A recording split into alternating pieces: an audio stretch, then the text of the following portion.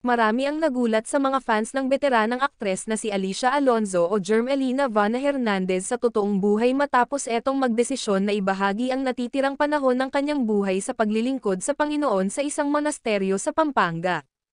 Sa exclusive interview sa kanya ni Julius Babaw sa programang Unplugged, ibinahagi ng beteranang aktres na si Alicia Alonzo kung bakit siya nagdesisyong mamuhay bilang layperson sa isang monasteryo matapos magretiro sa showbiz. Kwento ng beteranang aktres, nadiskubre raw niya ang Karyana sa pamamagitan ng isang kaibigan. Niyaya raw siya nito na magsimba roon, aniya meron kasi akong neighbor sa village namin na member siya dito. Tapos inimbita niya ako na magsimba dito so nagsimba ako. Medyo active na ako sa charismatic, Pero dumating yung time after so many years na parang may kulang. Hindi ko alam kung ano so kapag nagpe-pray ako, ang prayer ko talaga noon kay Lord, Lord please show me the way, show me the truth. You're the way, the truth, and the life.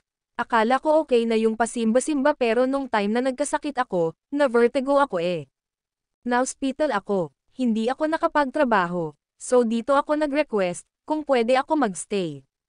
Nagstay ako dito for 1 week so nakita ko yung buhay.